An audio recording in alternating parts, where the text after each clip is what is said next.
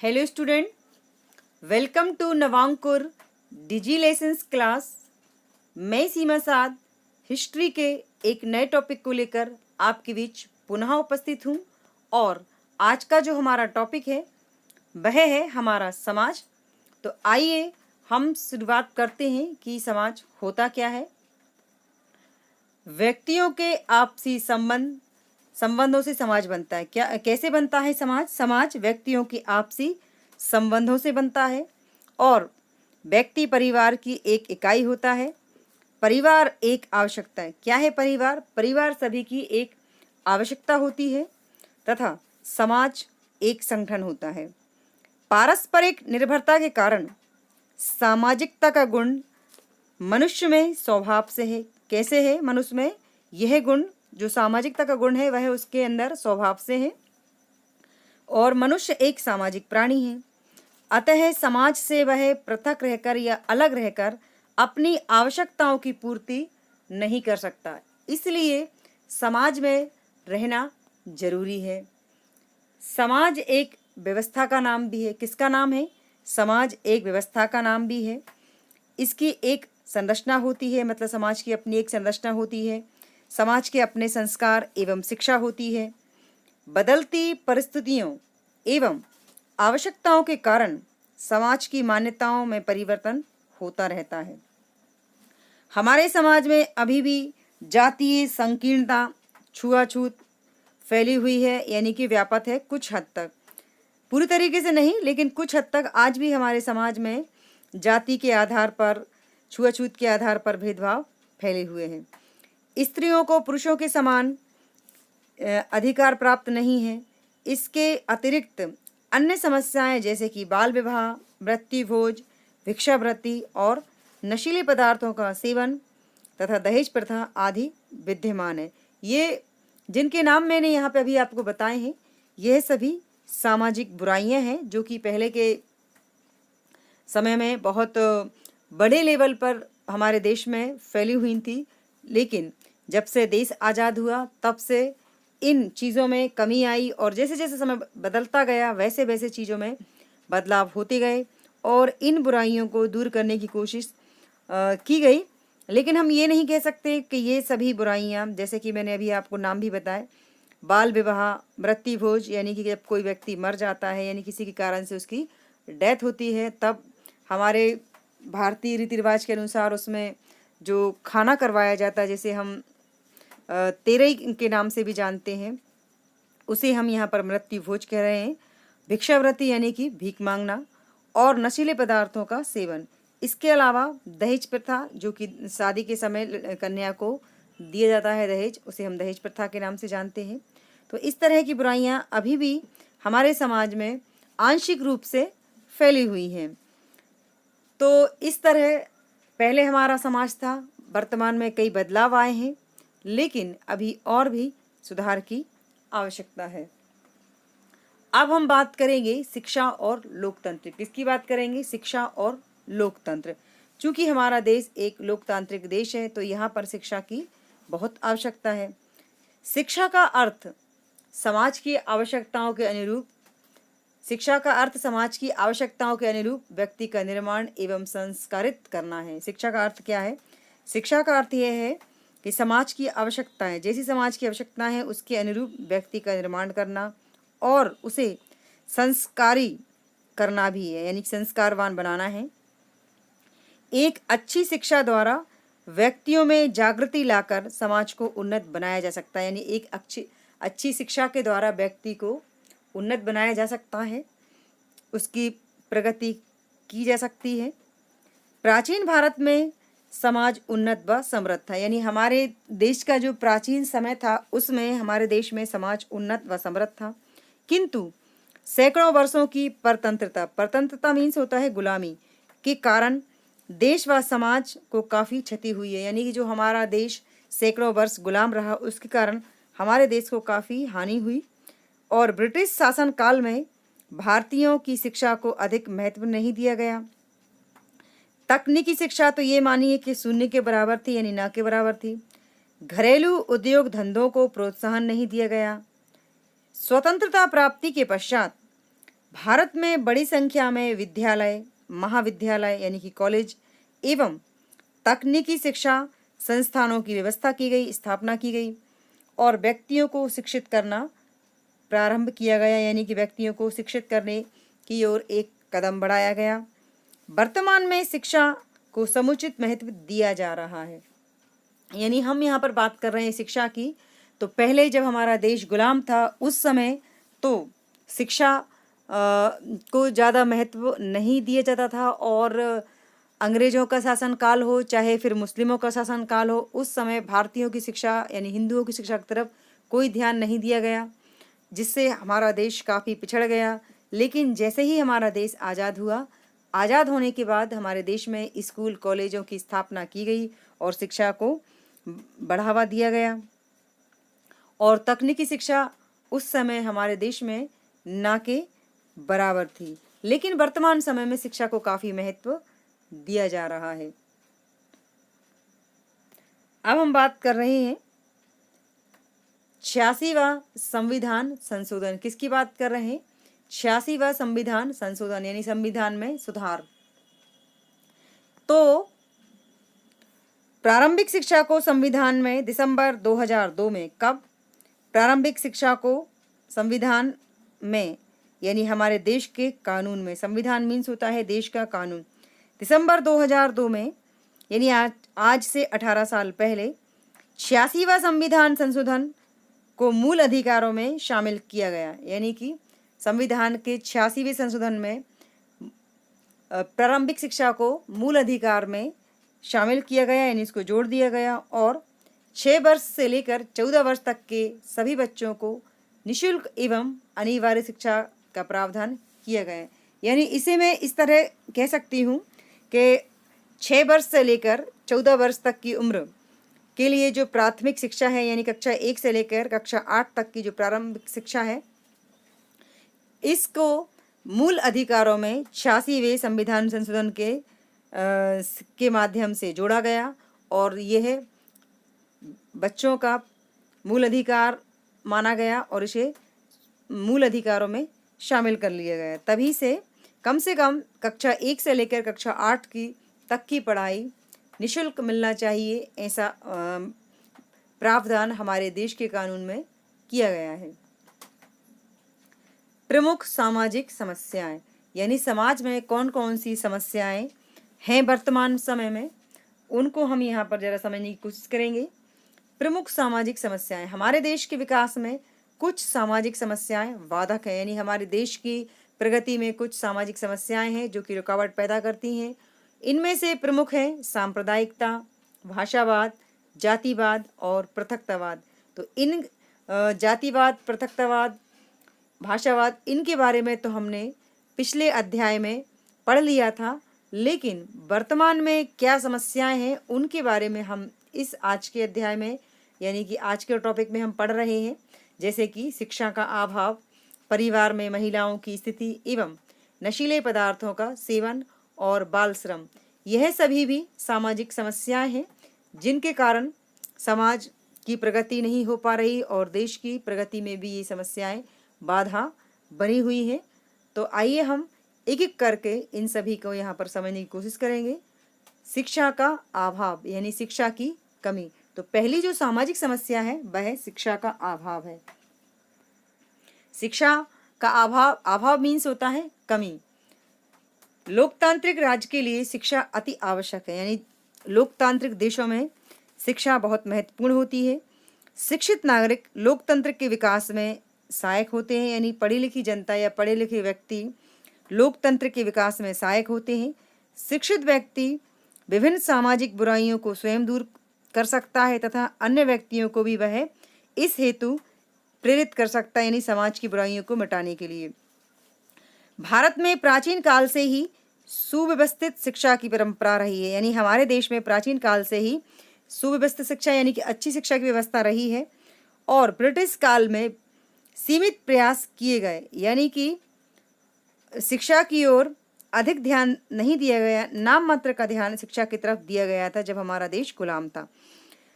अतः उस समय यानी कि उस समय जब ब्रिटिश लोगों का शासन हमारे देश में था, तब केवल 18% लोग ही शिक्षित हुआ करते थे। यानी जब हमारे देश गुलाम था उस समय हमारे देश में शिक्षा का जो प्रतिशत था वह केवल 18% था। और स्वतंत्रता प्राप्ति के बाद इस दिशा में काफ़ी प्रयास किए गए, किंतु वर्तमान में भी लगभग 74% लोग ही हमारे देश में शिक्षित हो सके हैं। अभी भी बड़ी संख्या में लोग अशिक्षित हैं, यानी कि पढ़े लिखे नहीं हैं। शिक्षित व्यक्ति न केवल सामाजिक बुराइयों से बच सकता है, बल्कि वह अपने अर्जित ज्ञान से विज्ञान तकनीक का प्रयोग करके उत्पादन क्षमता में वृद्धि कर सकता है। इस तरह अपने श्रम का समुचित मूल्य भी वह प्राप्त कर सकता है और अपनी आय को बढ़ा सकता है। अतः अंत में हम ये कह सकते हैं कि शिक्षा प्राप्त करना सभी के लिए बहुत ज़रूरी है, क्योंकि शिक्षा से ही व्यक्ति का विकास होता है और देश का विकास होता है। तो शिक्षा के अभाव को दूर करना पड़ेगा, जो कि एक बहुत बड़ी सामाजिक समस्या है। अब हम बात करेंगे परिवार में महिलाओं की स्थिति की। किसकी बात करेंगे? परिवार में महिलाओं की स्थिति की। हमारे प्राचीन ग्रंथों एवं धर्मशास्त्रों में नारी को समुचित स्थान दिया गया, यानी कि जो भारतीय ग्रंथ हैं और उनमें नारी को महत्वपूर्ण स्थान दिया गया है।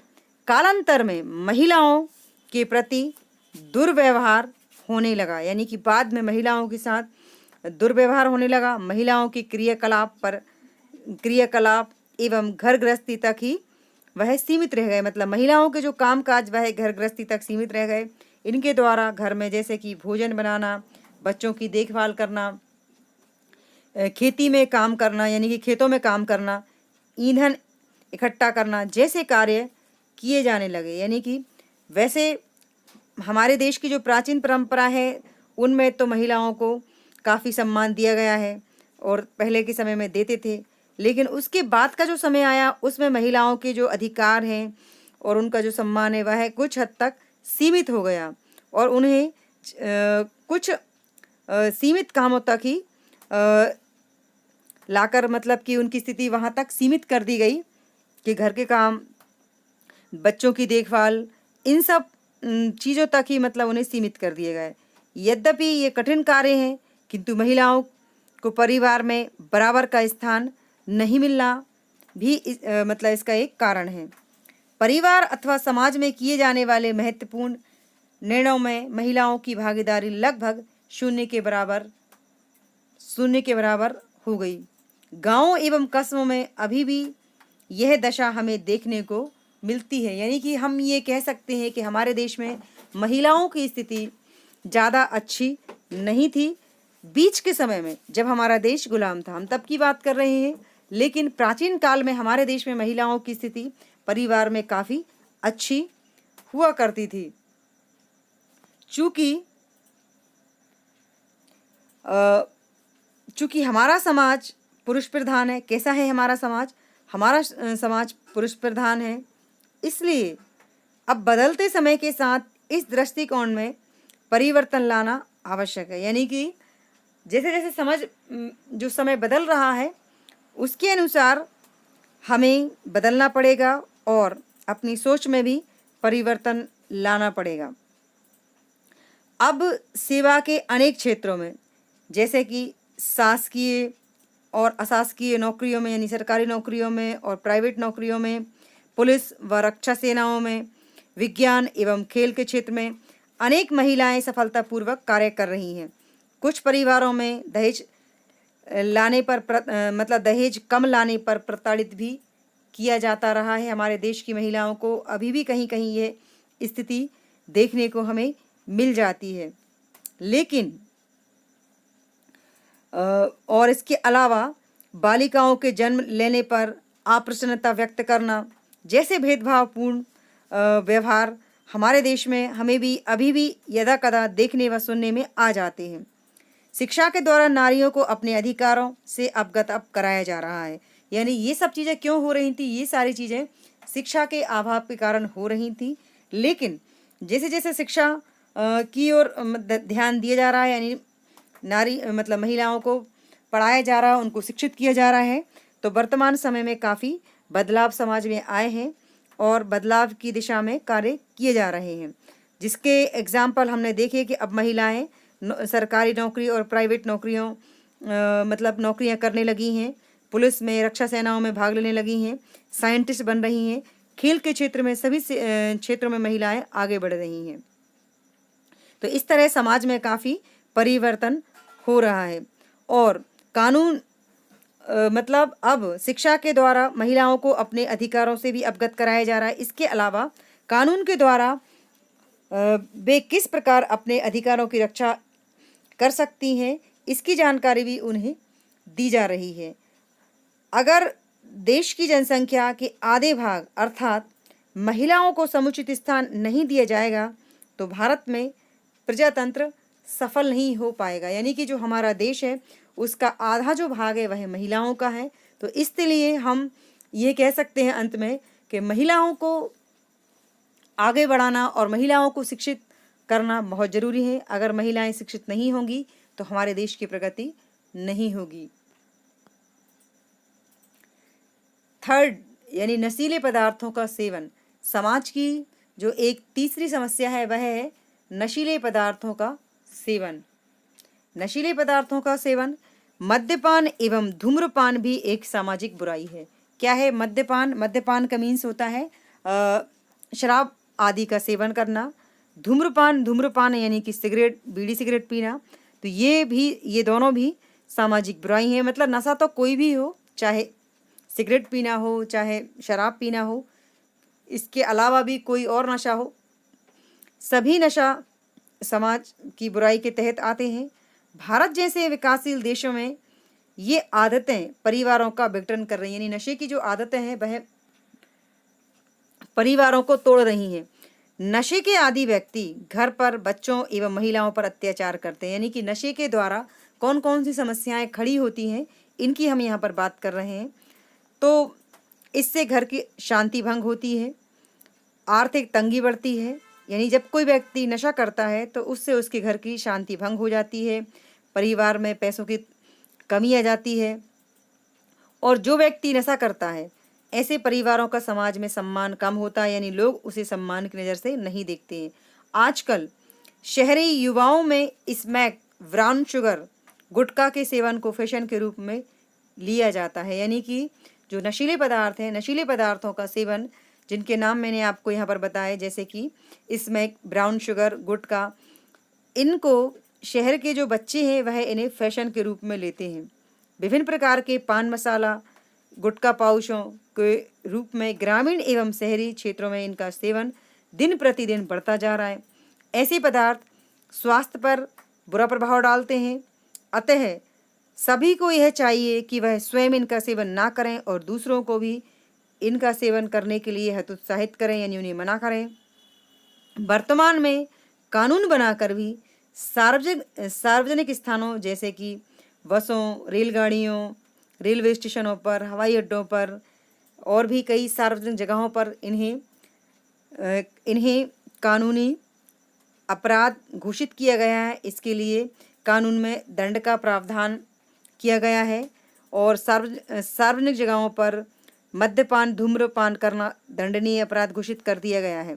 तो इस तरह हम ये कह सकते हैं कि नशा भी एक सामाजिक बुराई है और इससे सभी को बचना चाहिए और जितना हो सके इस बुराई को समाज से दूर करने का प्रयास करना चाहिए सभी को। अब चौथी जो समस्या है वह है बाल श्रम। क्या है? बाल श्रम। बाल श्रम मीन्स होता है 14 वर्ष तक या उससे छोटी उम्र के बच्चों से काम करवाना। यानी बच्चों से मेहनत करवाना, काम करवाना बाल श्रम कहलाता है। बच्चे इस देश का भविष्य हैं। क्या है? बच्चे इस देश का भविष्य है। ऐसा कहा जाता है कि बच्चे हमारे देश के भावी नागरिक हैं और यानी कि बच्चे देश के भावी नागरिक होते हैं और भावी नागरिक होने के नाते बच्चों को शिक्षा प्राप्त करने का पूर्ण अधिकार प्राप्त है। यानी कि आज जो बच्चे हैं कल वह देश के नागरिक बनेंगे, इसके लिए उन्हें शिक्षा मिलना बहुत ज़रूरी है। इतना ही नहीं, उनके लिए भरपेट भोजन, वस्त्र, स्वास्थ्य, शिक्षा व खेलकूद की व्यवस्था भी होनी चाहिए। ताकि वे मजबूत और सुदृढ़ भारत का निर्माण कर सकें। हमारी जनसंख्या का एक बहुत बड़ा भाग 14 वर्ष तक की आयु के बच्चों का है, यानी हमारा जो देश है और उसकी जो जनसंख्या है उसका एक बहुत बड़ा भाग 14 वर्ष तक के बच्चों की आयु का है और जिसकी उपेक्षा नहीं की जा सकती। यानी कि जो हम बच्चों की बात कर रहे हैं और एक बहुत बड़ा प्रतिशत बच्चों का है हमारे देश में और इसकी हम उपेक्षा नहीं कर सकते।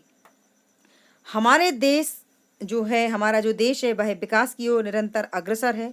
आज भी अधिकांश बच्चों को पौष्टिक और भरपेट भोजन, तन ढकने के लिए वस्त्र नहीं मिल रहे हैं। यानी कि जो हमारे देश का एक आने वाला भविष्य है, बच्चों का जो एक भाग है, इन्हें जो चीज़ें मिलनी चाहिए वो उन्हें पूरी तरीके से नहीं मिल पा रही हैं। फॉर एग्ज़ाम्पल पहनने के लिए कपड़े, खाने के लिए पौष्टिक खाना, खेल कूद, ये सारी चीज़ें जो उनके लिए बहुत ज़रूरी हैं वो उन्हें नहीं मिल पाती हैं।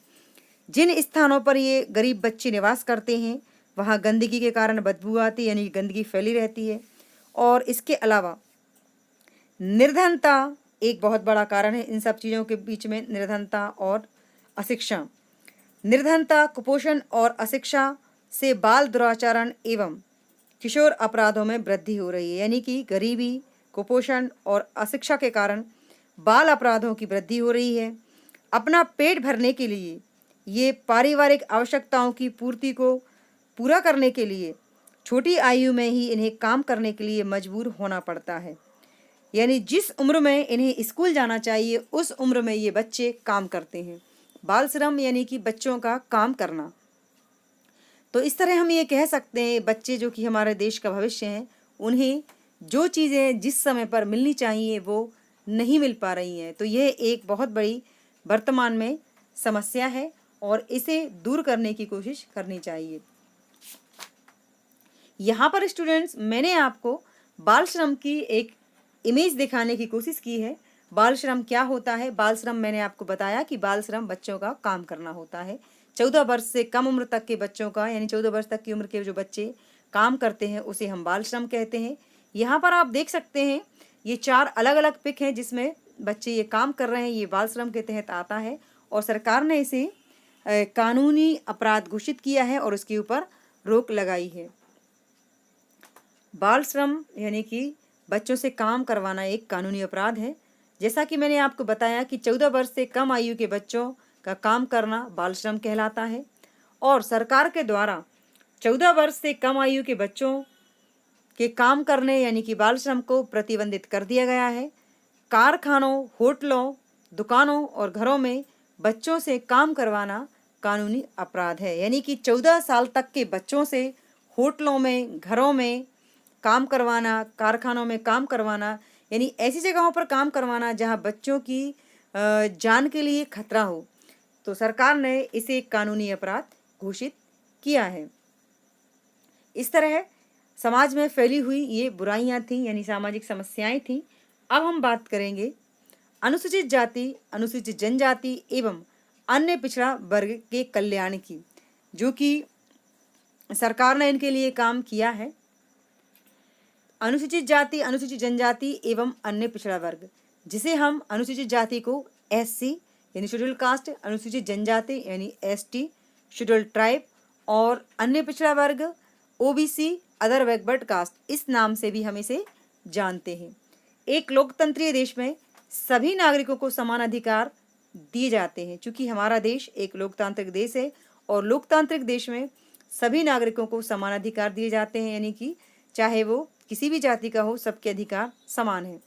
हमारे देश में कुछ जातियां सामाजिक एवं शैक्षणिक रूप से पिछड़ी हुई हैं। यानी कि हमारे देश में कुछ जातियां, जिनके नाम मैंने आपको अभी ऊपर बताए हैं, ये जातियां सामाजिक और शैक्षणिक यानी शिक्षा के आधार पर समाज में पिछड़ी हुई है तथा आर्थिक रूप से भी ये कमज़ोर है, यानी कि पैसों से भी ये कमज़ोर है। आर्थिक मीन्स होता है पैसा। तो भारतीय संविधान के द्वारा इनके विकास के लिए तथा इन्हें शेष समाज के समान स्तर पर लाने के लिए कुछ विशेष व्यवस्थाएं की हैं। यानी ये जो जिनके नाम मैंने आपको अभी बताए हैं, अनुसूचित जाति, अनुसूचित जनजाति और अन्य पिछड़ा वर्ग के जो लोग होते हैं, ये समाज के बाकी लोगों से पिछड़े हुए हैं, तो इन्हें समाज के बाकी लोगों के बराबर स्तर पर लाने के लिए संविधान में कुछ व्यवस्थाएं की गई हैं ताकि ये बाकी लोगों के साथ समान रूप से खड़े हो सकें। संविधान का 46वां अनुच्छेद, कौन सा अनुच्छेद? 46वां अनुच्छेद, यानी संविधान की जो हमारे देश का जो कानून है, संविधान है, उसके 46वें अनुच्छेद में राज्य जनता के निर्बल अंगों के विशेषतया अनुसूचित जातियों तथा अनुसूचित जनजातियों की शिक्षा तथा अर्थ संबंधी हितों की रक्षा सावधानी से करेगा तथा सामाजिक अन्याय तथा सभी प्रकार के शोषण से उनकी रक्षा करेगा। यानी कि संविधान के 46वें अनुच्छेद में ये कहा गया है कि जो राज्य सरकारें हैं, वह राज्य सरकारें अनुसूचित जाति, अनुसूचित जनजाति और पिछड़ा वर्ग के हितों से संबंधित कार्य करेगा, इनकी रक्षा करेगा और इनको बाकी व्यक्तियों के बराबर लाने के लिए समाज में और इनको शोषण से बचाने के लिए राज्य सरकार कदम उठाएगी। अब हम बात करेंगे कि स्वतंत्रता से पूर्व समाज में ये जातियां उपेक्षित, शोषित एवं निर्धन रही हैं। यानी कि हम बात कर रहे हैं अनुसूचित जाति, अनुसूचित जनजाति और पिछड़ा वर्ग की। तो ये जो 3 जातियां हैं, ये जातियां जब हमारा देश आज़ाद नहीं हुआ था उस समय ये पिछड़े हुए थे, आर्थिक रूप से कमज़ोर थे और बड़ी मतलब उच्च जातियों के द्वारा उपेक्षित थी। वर्तमान में भी इनमें से निर्धनता, निरक्षरता शेष है। यानी कि वर्तमान में भी इनमें गरीब हैं और अशिक्षित हैं। कभी कभी इनके शोषण व अत्याचार की घटनाएं हम देखते और सुनते रहते हैं। इन जातियों की अपनी सामाजिक विशेषताएं हैं, अतः इनके संरक्षण एवं विकास के लिए राज्य द्वारा विशेष व्यवस्थाएं की गई हैं। यानी ओवरऑल हम ये कह सकते हैं कि ये जो जातियां हैं ये हमारे देश में जब देश आज़ाद नहीं था उस तब भी और वर्तमान समय में भी समाज के बाकी वर्गों से काफ़ी पिछड़े हुए रहे हैं। इसके लिए देश आज़ाद होने के बाद सरकार ने जब जो कानून बनाया तो इनके लिए अलग से व्यवस्थाएं की। तो अब हम यहाँ पे जानने की कोशिश करेंगे कि इनको बाकी लोगों के या बाकी वर्गों के समान लाने के लिए कौन सी विशेषताएं या कौन सी व्यवस्थाएं हमारे देश के कानून ने इनके लिए की हैं। राज्य द्वारा इनके संरक्षण एवं विकास के लिए की गई व्यवस्थाएं। नंबर 1, भारत के संविधान में इनके हितों व अधिकारों का उल्लेख किया गया। यानी कि जिनकी मैं बात कर रही हूँ यहाँ पर अनुसूचित जाति, अनुसूचित जनजाति और पिछड़ा वर्ग, तो इनके लिए हमारे देश के कानून ने इनके अधिकारों और इनके हितों की रक्षा का कानून में उल्लेख किया गया है। अस्पृश्यता को अपराध घोषित किया गया, यानी जाति के आधार पर जो भेदभाव किए जाते थे हमारे देश में उसे अपराध घोषित किया गया है कानून ने।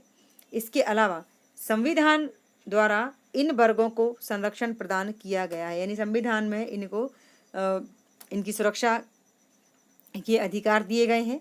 अन्याय तथा शोषण से मुक्ति के लिए कानून बनाए गए हैं। यदि इनके साथ किसी तरह का कोई अन्याय होता है तो उसके लिए संविधान में कानून बनाया गया है।